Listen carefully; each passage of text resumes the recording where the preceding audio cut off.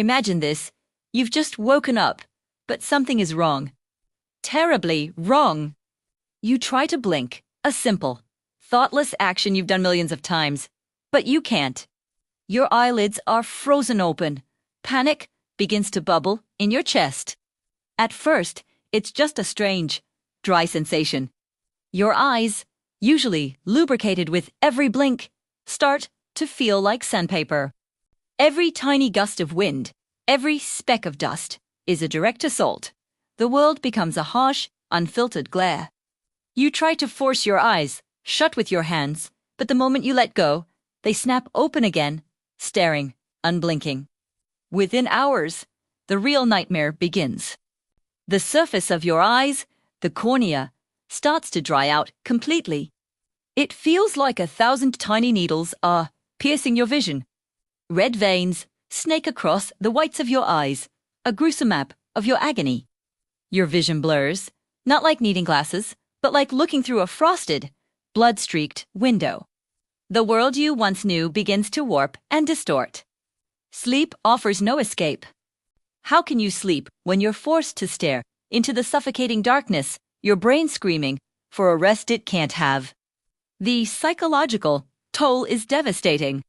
Every reflection shows you a monster with wide, terrifying eyes. Paranoia sets in. Are people staring? Of course they are.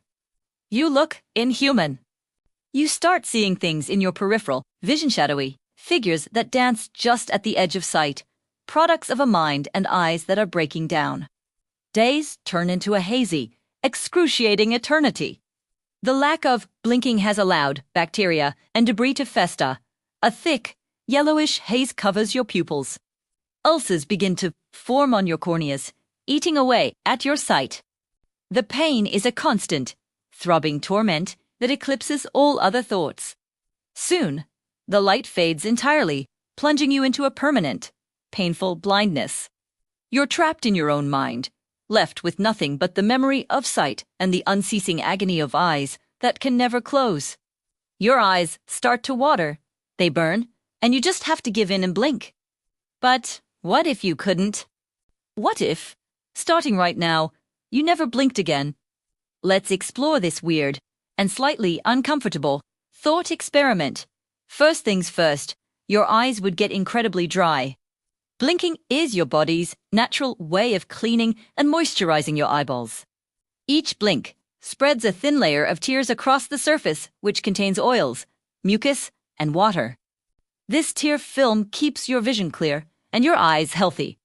Without it, the surface of your cornea would start to dry out almost immediately. It would feel like having sand in your eyes, constantly. Within just a few minutes, your vision would start to get blurry. The smooth surface of your cornea needs that tear film to properly focus light. As it dries, it becomes uneven, distorting everything you see. Colors would fade, and bright lights would become unbearable.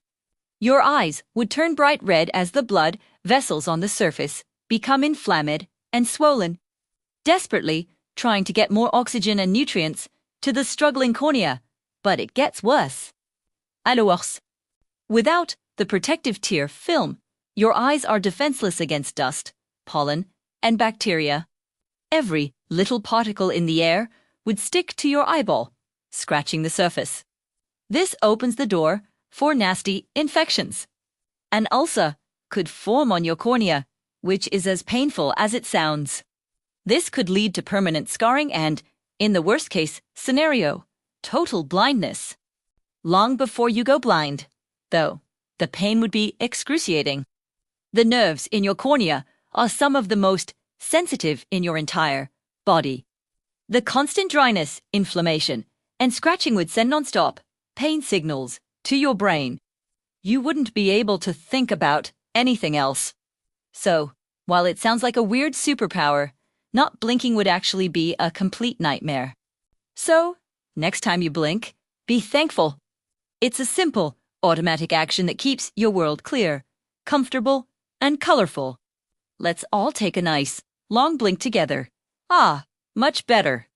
Thanks for watching, and if you're curious about more weird what-ifs, be sure to subscribe for more.